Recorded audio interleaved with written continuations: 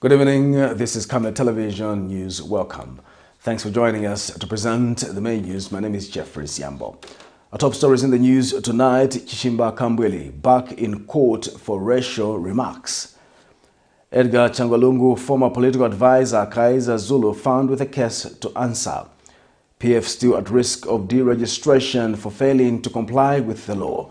In international news, some bodies found with missing organs in Kenya's SHAKAHOLA massacre. And in sports news, Manchester City and Real Madrid face off in the Champions League semi-final.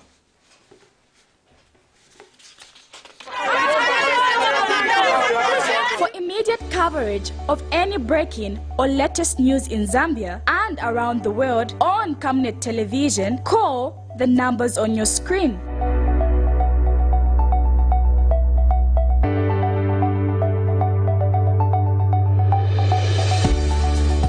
Camnet Television, bringing to your screens fair news, impartial news, credible and reliable news all the time. Get the whole truth on Camnet World News.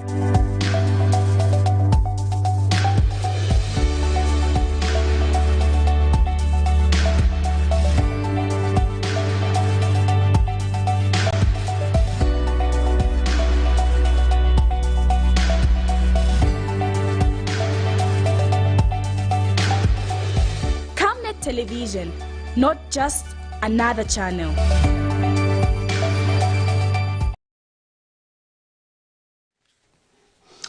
Hello, welcome again. The news in detail. Over 300 solar-powered street lights along State Lodge in Lusaka have been vandalized by unscrupulous people who have been gradually stealing the solar panels. Speaking to Camnet News, pedestrians along the road say this has resulted in the lack of security at night, as the road is a long stretch, stating that many have been beaten up and robbed along the said road. They have since urged the local authorities to ensure that such infrastructure is guarded by providing necessary security, such as surveillance cameras. More in this report. This is State Lodge Road in Lusaka, which pedestrians say has become impassable at night, as it is a hideout for criminals, after over 300 solar-powered streetlights that lit up the streets have been disappearing over a course of 2 years. A drive along the road reveals kilometers without any single solar panel on the streetlights, as they have all been stolen for possible resale. Pedestrians along this road have expressed concern over this theft, stating that no one is safe walking along this road at night. I've been to Vinambo Solar for 2 years now. So kusiku bantu bamayopa kuenda bayopa kugwiliwa na majanki ambeni pasogolo paja benzwana menyako bantu from nowhere still baziba puno bwino. So na manja pakalibo baziba kayima light bakuba masola bakabibunka vonse batenga basia chechi sibucheka cheka. So kutoka papali findri kwenda fika kapena ni ku State Lodge kudibe malaiti vonse banaba. Ndaba sembe tigamba tupali kwa polisi hapa olonani sembe vintu vonse viliko. So polisi one kamunga no security. They are now calling for new streetlights to be erected along with surveillance cameras to scare off would-be thieves. Ungapezeka uchoka kuenda ni mudima choka weka kai munipe malaiti vanapa vintu. So finka vakanso waboyangana ko kuno so that vaikako security better ngati veve ise vanti dandaula vavimvera kuvanti dandaula. Vantu vanambotikana nokwera mamotoka manje chifukwa cha mataxi ya vantu. Tepo wanyika motoka kukanira chifukwa ati yo aganza ati kusogolo za mcha ataki umpoke motoka umpoke something chifukwa cha malazo vana kungo kuba masola vantu vatikira kuti tizenda makilini vakaingiwa no chita vamushe chifukwa cha kuti vakuba.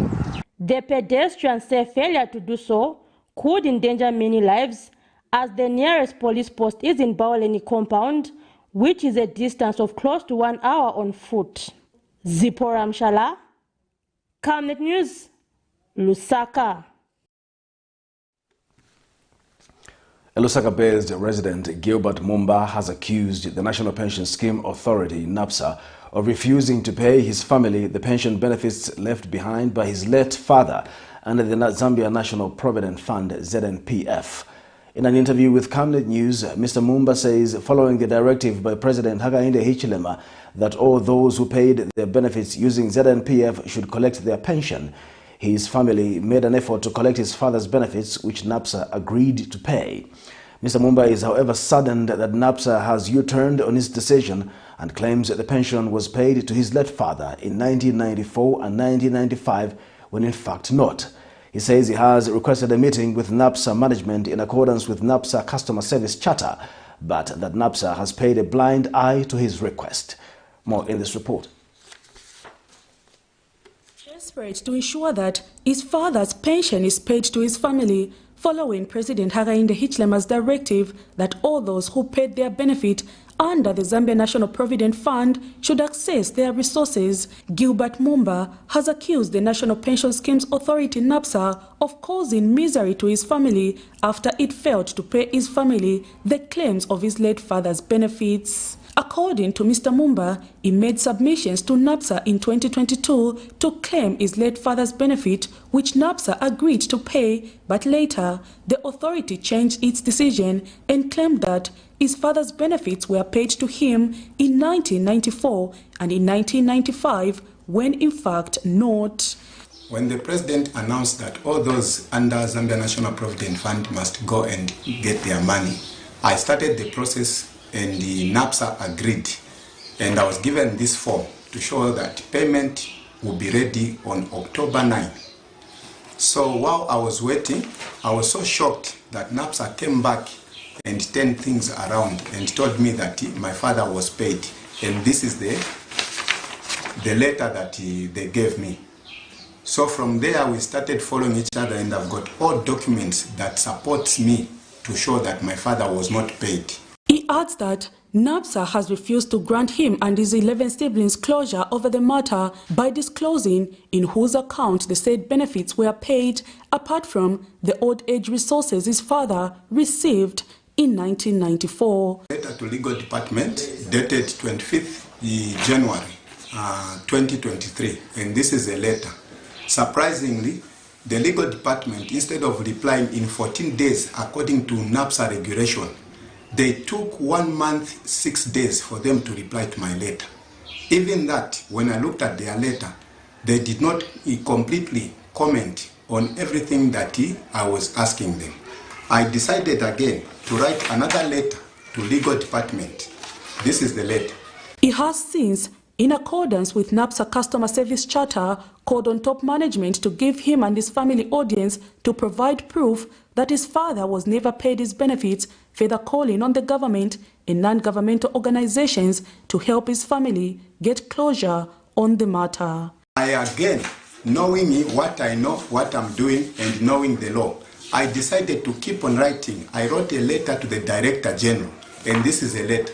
But the letter for Director General was diverted to Authority Registry, which is not the case. When I went there to ask them, put a stamp and sign, they refused to sign for acknowledgement. That is the reason why I'm complaining to say I need to sit down with the management. Why are they refusing to sign? Why don't they want me to sit down with the management? And why don't they want the Director General to know about my case? That is the reason I'm appealing to the Director General and the management. I demand to be paid. Meanwhile, NAPSA Communications Officer Kefa Sinyangwe could not respond to this reporter over the matter as he was attending an urgent meeting. We will, however, continue to follow up the matter to its logical conclusion. Prudence Chota, reporting for Camnet TV News. Chikangata Member of Parliament Jacqueline Sabao has challenged investors in the country to give back to the community, especially in the area of education, as this will further enhance the vision of the current administration of ensuring that all citizens have access to decent education. Speaking Tuesday morning in her constituency, where Moboyo Farms was handing over Moboyo School to the community, consisting of 3-by-1 classrooms, the MP has further pledged to support the school with textbooks. She states that providing necessary school stationery is one of the keys to promoting excellent education standards. More in this report. Many factors have continued hindering equal access to education, especially for children in Zambia's rural areas, among them inadequate school infrastructure and long distances to schools. Chikankata constituency in southern province is however slowly winning the battle after stakeholders such as Mubuyu Farms have come on board through the corporate social responsibility to hand over a school to the community consisting of 3 1-by-3 classrooms. The school, which is in Chitete Ward, is expected to be merged with Makanda School and run under the name of Mubuyu Community School. Attending the occasion to witness the handover ceremony was the area member of Parliament Jacqueline Savao, Chikankata District Education Board Secretary Lizzie Lwendo, and Chikankata District Commissioner Timothy Chipolyonga. The new Dawn government, under the able leadership of His Excellency Mr. Hakainde Hichilema, is doing everything possible to make education accessible and affordable through a number of interventions, such as increasing the Constituent Development Fund from a meager 1.6 million kwacha to a hefty 28.3 million this year. I pray to donate some textbooks to this school, which I'll send through the school. The office of the headmaster, you will send me a list of the most important textbooks that you require as a school. As a district, we are trying to identify schools that are going to be schools of excellence. And now today we have identified, just from the infrastructure, that we are going to turn Mubuyu Primary School into a school of excellence. With these new buildings that I see in front of me, I want to thank Mubuyu Farms. I also want to thank the community here, that from 2013 you have labored to better this school. There is a reason why you are doing that. It is because you want to see your children going to school in a good environment. Meanwhile, Mubuyu Farm Director Jesper Lublinkot also had a word with the community. And this is the spirit that we want to continue here. We want to continue to prosper.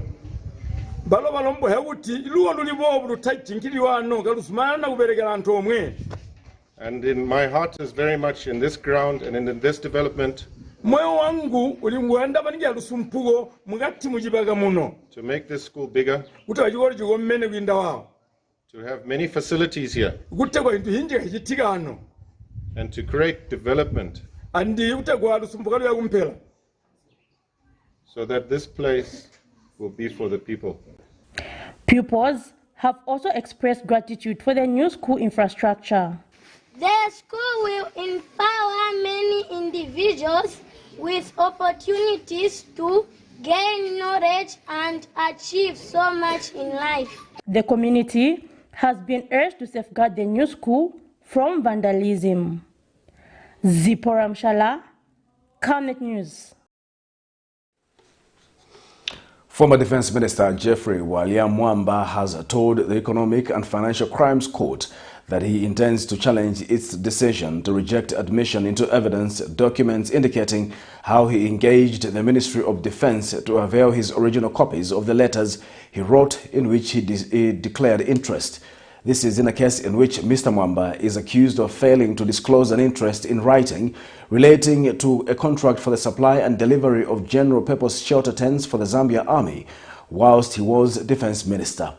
When the matter came up before the Lusaka Magistrate Court, Mr. Mwamba made an application to the Constitutional Court for review of the decision by Magistrate Ngobola not to allow one of the documents to be part of the evidence. He claims the decision by Magistrate Ngobola will affect his defense and fair trial. More in this report. Unsatisfied with the lower court decision to refuse to allow him to tender a document as part of his evidence, former Defense Minister Geoffrey Mwamba now wants to rush to the High Court to challenge the said decision. Mr. Mwamba, who is commonly known as GBM, has made an application before Lusaka Magistrate Stanford Ngobola, requesting that he refers his matter to the High Court He claims the decision by Magistrate Ngobola will affect his defense and fair trial. He has cited Article 28 and 18 of the Constitution and requested his case to be taken to the High Court for a constitutional reference. The opposition outspoken politician is currently on his defense. The matter has been adjourned by the court to the 18th for a ruling on whether it will allow the application or not. In this matter, Mr. Mwamba is accused, among others, 8 counts of conflict of interest, 1 count of money laundering and 15 counts of possession of property suspected to be proceeds of crime, charges which he has denied before Magistrate Stanford Ngobola. In the previous court session, Magistrate Ngobola rejected admission into evidence document indicating that the accused engaged the Minister of Defense to avail to him original copies of the letters he wrote in which he had declared interest. The accused had requested to admit into evidence letters he wrote to the ministry requesting for the said documents and the response from the ministry in form of a letter indicating to him that the letter in question cannot be traced.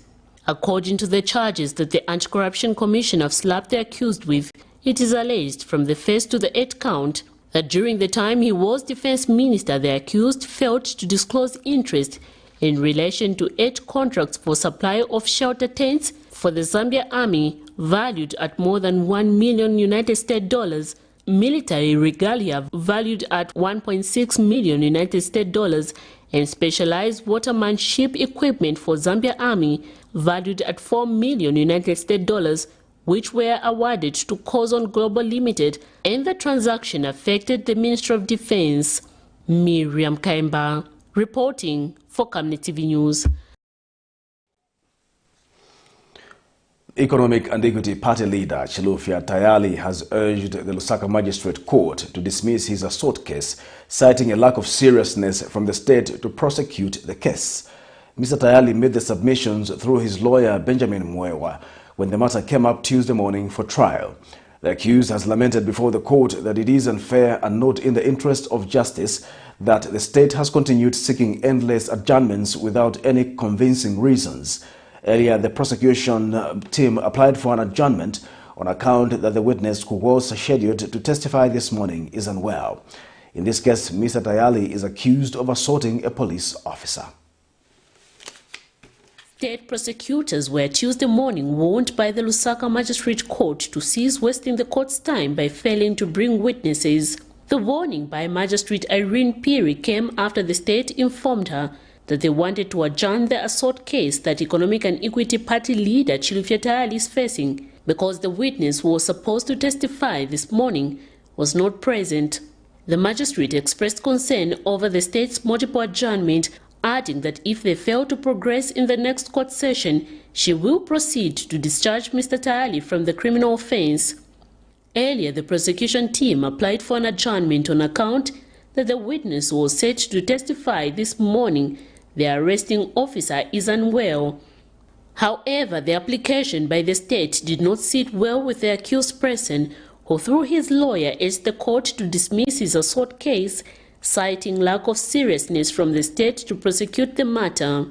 The accused lamented before court that it is unfair and not in the interest of justice that the state has continued seeking endless adjournment without any convincing reasons.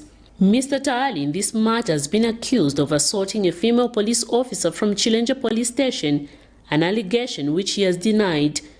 According to a statement earlier issued by the police, the accused allegedly assaulted a female police officer, Melod Malama, who operates a Chilenje police station in Lusaka, where he was detained after being nabbed upon his arrival from South Africa. It is alleged that when his wife took him food, she was requested by the said female constable Malama to test the food as per procedure when someone takes food to a suspect in custody. But the accused is said to have gotten annoyed that the officer would suspect his wife of poisoning him and threw the food on the floor. It is further alleged that Mr. Tayali got a kettle and hit the said female officer. The matter comes up on the 9th of June 2023. Miriam Kaimba, reporting for Camnet TV News.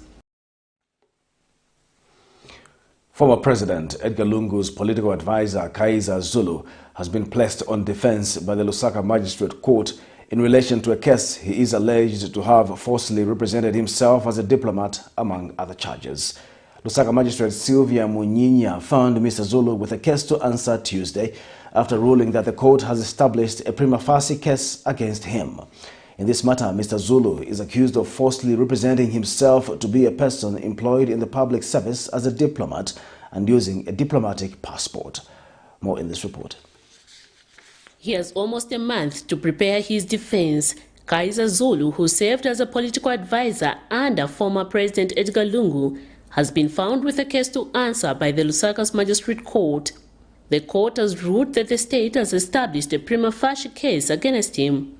Magistrate presiding over his case, Sylvia Munyinya, has moved the case to June to allow the accused to have enough time to prepare for his defense. The former political advisor standing trial on charges bordering on failing to appear before a nearest immigration office and failing to surrender a diplomatic passport. In the first count, the state accuses Mr. Zulu of failing to appear before the nearest immigration office on the 9th of December 2022, while in the second count, he is accused of failing to surrender his diplomatic passport when required to do so by the Chief Passport and Citizenship Officer upon ceasing being a diplomat on the 20th of December 2019. During trial, one of the state witnesses had testified that there was no record on the immigration system showing the return of the accused in the country. Peter Fubuye, 45, an immigration officer based at Chirundu border, had testified that on the 4th of December 2022, after checking on an electronic system called Zambia Immigration, he discovered that the accused left the country on the 3rd of July, but there was no information indicating of his return. Mr. Zulu is expected to open his defense on the 9th of June 2023 and give his side of the story. Miriam Kaimba, reporting for Camnet TV News. Opposition Patriotic Front presidential aspirant KAMBWILI has again been dragged to court for expressing racial remarks. The former opposition leader of the National Democratic Congress Party has been charged with definition of unlawful assembly and riot contrary to Section 74 of the Penal Code, Chapter 87 of the laws of Zambia. Dr. KAMBWILI, who is jointly charged with the Patriotic Front cadre Charles Kakula, is also facing a charge of expressing or showing hatred, ridicule or contempt for persons because of race, contrary to Section 70, Cap 1. The duo is alleged to have, on the 26th of January 2023, uttered words against the Tongas, Kaondes and Lozis, stating that they will one day scamper like rats from government offices. The duo is expected to appear before court on the 18th of May 2023 for possible plea. The Opposition Patriotic Front Deputy Media Director Edwin Lifuekelo says there is no iota of truth in assertions by the United Party for National Development that the PF is pushing for former Republican President Edgar Lungu to recontest the party presidency and stand for general elections come 2026. Reacting to a recent press briefing by United Party for National Development UPND National Spokesperson Cornelius Mwetwa, who made the sentiments, Mr. Lifuekelo says such notions are coming from UPND members who are agitated at the possible continued presence of the former head of state on the political scene. He says the party is currently working on lacunas within its party constitution before any general conference can be held, as well as awaiting court judgment where PF presidential hopeful Miles Sampa has dragged some officials within the party to court.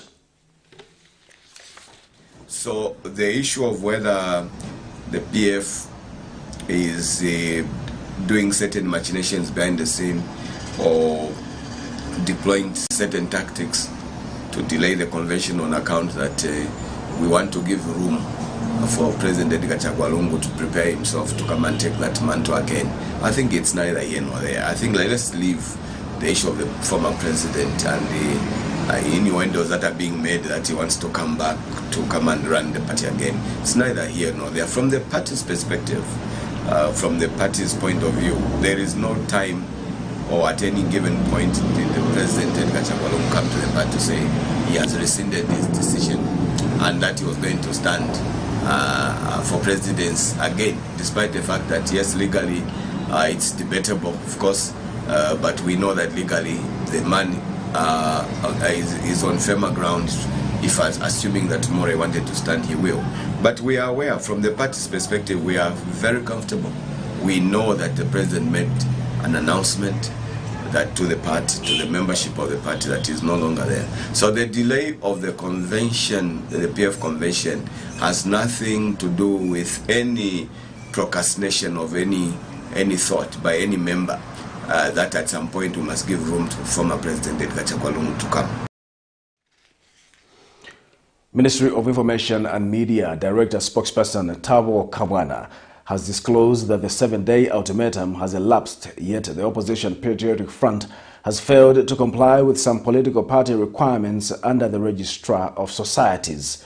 Last month, the Registrar of Societies threatened to deregister the Patriotic Front for not complying with the Societies Act. The Registrar of Societies cited the failure of the Patriotic Front to comply with the order to avail a full and complete list of the office bearers. And Mr. Kawana regrets that the opposition PF has opted to continue dragging the name of President Hakainde Hichilema in what he termed as its self-caused misfortunes at the expense of putting its house in order. Mr. Kawana told a press conference in Lusaka Tuesday that as things stand, the opposition PF can be deregistered. An extra 21 days given, which lapsed, they didn't do anything about it. And an extra 14 days given, again it lapsed, nothing happened. And the final one was the 7 days that was given. Again, they haven't done anything about it. The 7 days elapsed yesterday. So as of yesterday, the Patriotic Front as a political party have not complied. Now, instead of wasting time trying to blame the government, trying to draw in the president into their squabbles, or finding a leader for themselves, what is important is that they could have taken time to comply with the Registrar of Societies so that their political party is in good standing. Now, we all are aware that even during their time, 19 political parties were deregistered for the reason of non-compliance. And as of today, it is clear and confirmable that the Patriotic Front have not complied with the requirements at the Registrar of Societies. And these include security clearance and identification for the so-called office bearers. So we just want to make the nation aware that there is no compliance from the Patriotic Front, and if they claim that they have complied, it is very simple. All they need to do is produce their receipt, which shows that they complied. And I know that they cannot do that because they have not complied. So this is just to make the nation aware that the Patriotic Front, though claiming that they have complied, they have not complied. And the 7 days they were given elapsed yesterday, meaning that from today going forward, anything, and I mean anything, including deregistration or not, may happen. The Communist Party of China and the United Party for National Development, UPND, have forged political cooperation to champion the interests of the peoples of the two countries. UPND Secretary General Batuke Imenda says China remains an all-weather friend to Zambia, and the party is keen to uphold party-to-party and country-to-country ties. And Wang Heming, Director General of African Affairs of the Communist Party of China, has expressed gratitude with a warm reception by the Zambian government and United Party for National Development and the people of Zambia in general. He highlighted China's commitment to continue strengthening political and economic ties. The Communist Party of China and the governing United Party for National Development, UPND, have embarked on a mutual political cooperation for the benefit of the people of the two countries. This proves to the contrary the perception that the UPND administration has sidelined China in preference for the West. Earlier, the delegation from the Communist Party paid a courtesy call on Vice President Mutarena Lumango before proceeding to a meeting with UPND senior party officials led by the Secretary General Batuke Imenda. The two political parties engaged in closed-door meetings discussing the common working frameworks for the development of the two countries. They also exchanged a gift of significance about the traditions of the two countries to consolidate the partnership. And Mr. Imenda says China remains an all-weather friend to Zambia and that the UPND administration is keen to uphold the party-to-party and country-to-country ties. We are at a threshold where we feel the country has come together with the China as a party, the UPND. We are going forward with this relationship for the benefit of the Zambian people, and we feel this relationship should translate from politics to economics. The key to UPND policy as provided for in our manifesto is economic diplomacy. That is key. We may talk of other things, but for our survival as a country is dependent on economic diplomacy. And that's exactly what the journey that we are starting today going forward. Mr. Wang Heming, the Director General of Africa Affairs of the Communist Party of China, has expressed commitment to continue strengthening political and economic ties with Zambia.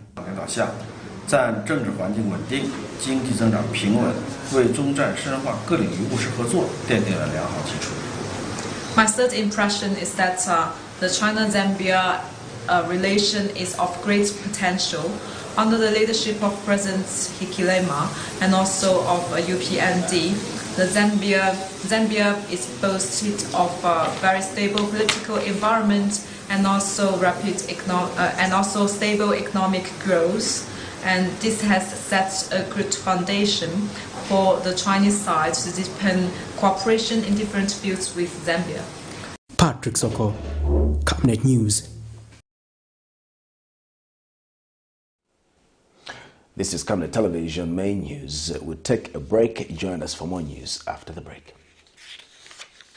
From time immemorial, we have had different types of lighting options, from those that can burn down our investments in minutes to those that dig holes in our pockets due to constant replacement and huge consumption of our ZESCO units. Savenda Electric introduces the new and advanced electric bulb with cutting-edge technology of LED that has low power consumption, gives out bright white light, and lasts up to 25,000 hours. Savenda Electric manufactures all types of LED light, like plastic LED fluorescent tubes, down lights, ceiling lights, outdoor fittings, and solar street lights made to customer specifications. Let's live on the bright side of life by choosing the wide range of Savenda electric lighting solutions that are available in all leading stores and supermarkets countrywide. For orders, call 0962-642-490 or email jnbunda@savenda.com or pchabula@savenda.com. Your skin is the biggest muscle in your body. That's why we make sure that Oracle is #1 when it comes to taking care of your precious skin. Oracle Pure Petroleum Jelly and Glycerin soothes, moisturizes, and keeps your skin perfect. Oracle Pure Petroleum products for that perfect skin.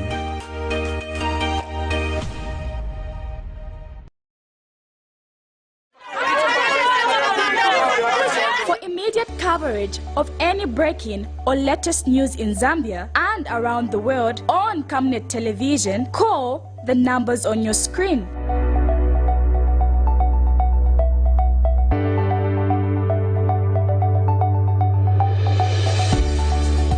Camnet Television, bringing to your screens fair news, impartial news, credible and reliable news all the time. Get the whole truth on Camnet World News.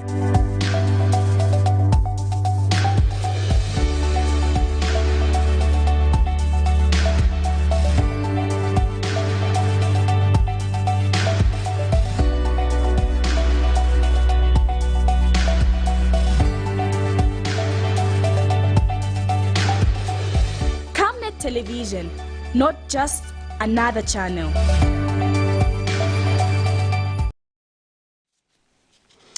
Welcome back. We'll continue with the news. The Zambia Federation of Employers, ZFE, has rejected a proposal that was tabled before the Labour Council to make it mandatory for the public and private sector to employ at least 10% of persons with disabilities. Speaking at the opening of the special tripartite consultative Labour Council meeting in Lusaka Tuesday, ZFE President Myra Ngoma said in a speech read for her by Vice President Kennedy Njamba that the 10% threshold is too high.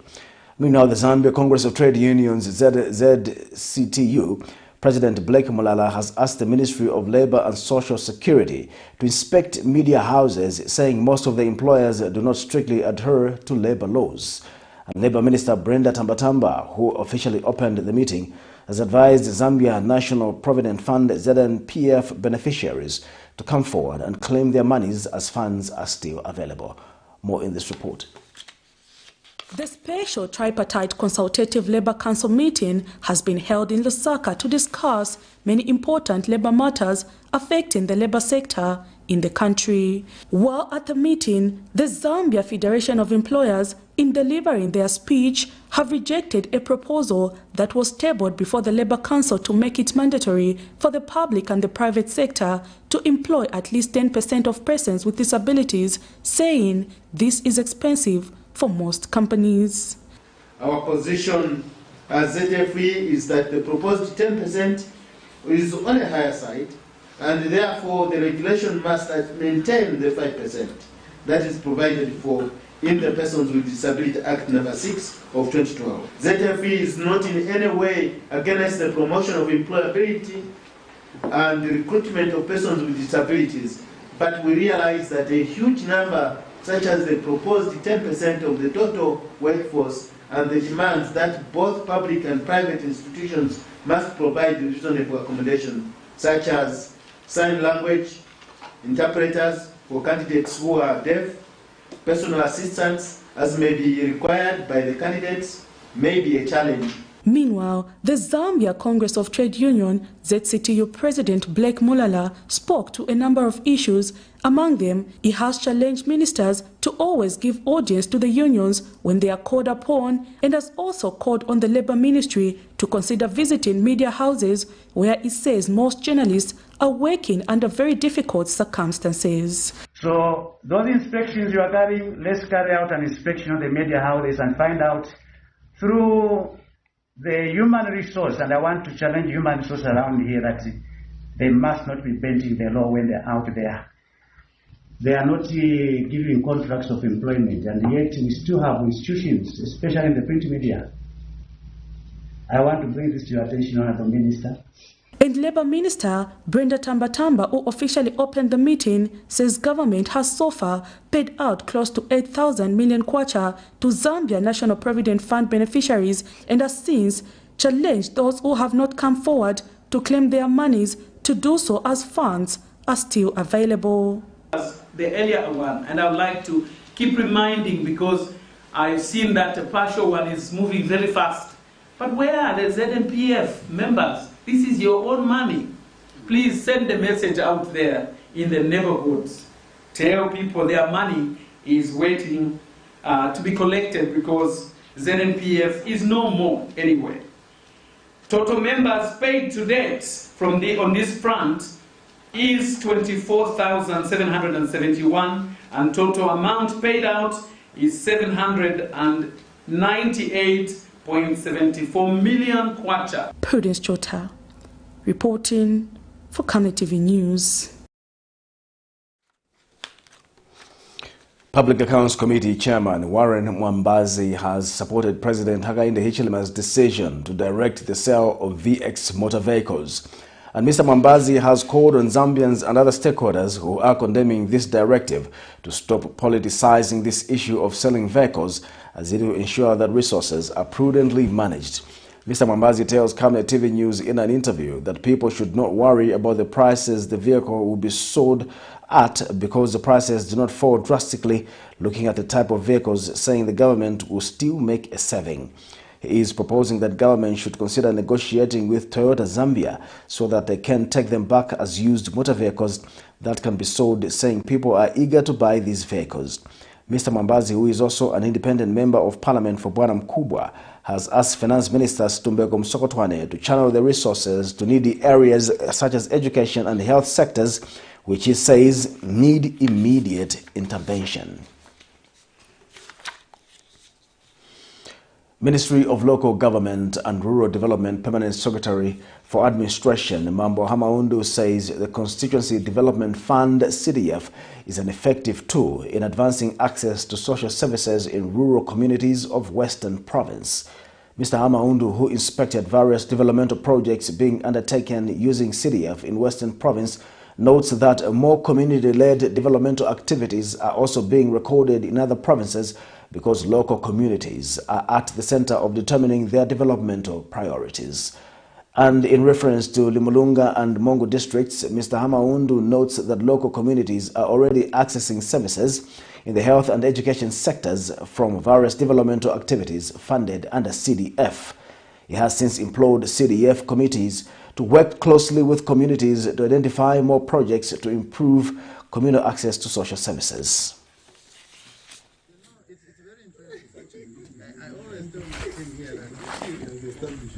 It is impressive, and I like the idea that members of the community have made decisions. For instance, where we are now, there are 4 houses which were built some time back, but instead of bringing these structures down, because structurally they are still strong, the engineers and the other technocrats within the council made a recommendation to say they can actually be worked on and improved, and this will ease the issue of accommodation challenges that many people face in the rural areas. So at least we have 4 houses which will be available. I'm also impressed by the fact that earlier on where we had gone to, there's a school where a 1x3 classroom block has been erected, and I'm reliably informed that there are in excess of 1,300 pupils who go to that school. And by virtue of the fact that there's been this extension, it means there will be more learning time available to the children, because the headmaster actually did indicate to me that before the classroom blocks were built, they had to do mathematics borrowing his terms, in terms of planning how to impart knowledge on our children. And clearly, that was putting our children at a disadvantage in terms of the learning time. So this is Camnet Television, and not just another channel. We'll take a break. Join us for international sports news after the break.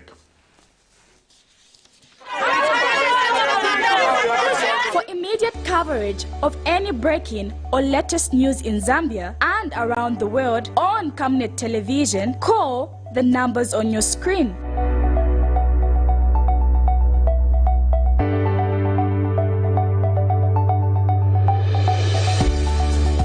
Camnet Television, bringing to your screens fair news, impartial news, credible and reliable news all the time. Get the whole truth on Camnet World News.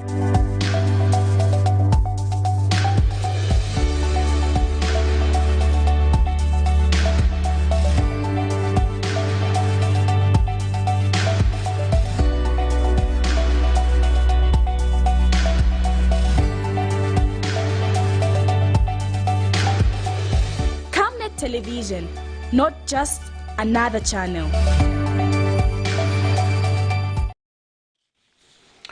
Welcome back. Now in international news, a group of people who were killed in a forest in southeastern Kenya by an evangelical sect that practices extreme fasting have had their organs removed from some of their bodies, according to a court document seen by AFP on Tuesday.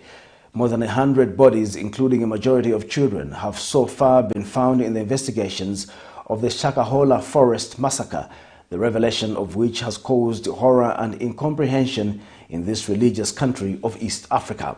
According to the autopsies performed on 112 bodies, most of the victims died of hunger, probably after having followed the preaching of Paul Ntenge Mackenzie, a self-proclaimed pastor of the International Church of Good News, who advocated fasting to meet Jesus.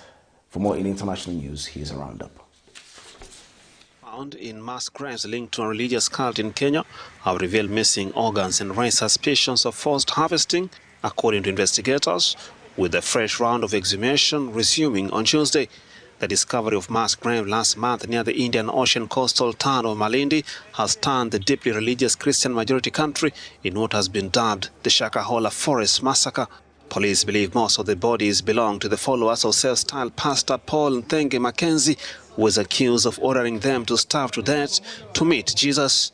While starvation appears to be the main cause of death, some of the victims, including children, were strangled, beaten or suffocated, according to the chief government pathologist Johansen Oduor. Court document filed on Monday said that some of the cops had their organs removed, with police alleging that the suspects were engaged in forced harvesting of body parts. It is further alleged that Ezekiel Odero, who is a high-profile televangelist who was arrested last month in connection to the same case and granted bail on Thursday, had received huge cash transactions, allegedly from Mackenzie's followers who sold their property at their cult leader's bidding. The Nairobi court ordered the authorities to freeze more than 20 bank accounts belonging to Odero for 30 days. A special summit of the 16-block Southern African Development Community, which includes South Africa, Angola and Tanzania, backed the deployment to restore peace and security in Eastern DRC, according to a statement from Namibian capital Windhoek on Monday. The meeting did not give the numbers of troops to be deployed nor a timeline for the deployment. The decision was reached at talks attended by several heads of states, including DRC's Felix Tshisekedi, his South African counterpart Cyril Ramaphosa, Tanzania's Samia Suluhu Hassan, and ministers from the regional group. Armed groups have plagued much of mineral-rich Eastern DRC for 3 decades, a legacy of regional wars that fled in the 1990s and 2000s. One militia, the M23, has captured swath of territory in North Kivu since taking up arms in late 2021 after years of dormancy. The rebel campaign has displaced over 1 million people, according to UN Office for the Coordination of Humanitarian Affairs. Some troops from 3 SADC countries, South Africa, Tanzania and Malawi, have already been operating in Eastern DRC since 2013 under the umbrella of the Major, a UN peacekeeping force, MONUSCO. The remains of at least 20 people have been found in North Kivu, in an area under control of the Allied Democratic Forces, ADF, a rebel militia with links to the Islamic State group. It comes as residents of Ndoma and other villages nearby alerted the authorities that they had found bones and clothes in the field in an area normally used for planting cocoa. The area had been retaken by the Congolese army earlier this year.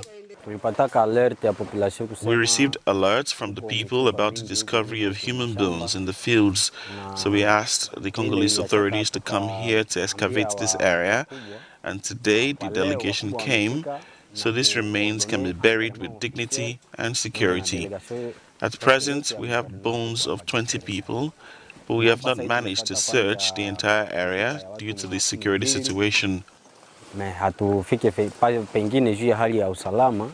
According to the military, the remains were found by a team of officials, police, forensic investigators and others who had been deployed over the weekend to search the area. We've just discovered with the army specialists that here was the real stronghold of the terrorists, ADF and MTM. It is a serious thing. There are innocent people who have been buried here. This is really a mass grave. The ADF rebels are accused by the UN and rights groups of targeting, maiming, raping and abducting civilians, including children. We demand justice be done so that the perpetrators of this massacre can answer for their actions and set an example for other rebels to stop killing us unfairly.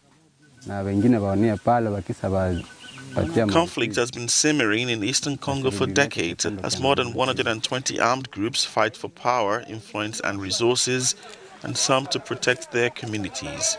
The ADF has been largely active in North Kivu province, but has recently extended its operations. Let's have some sports news now.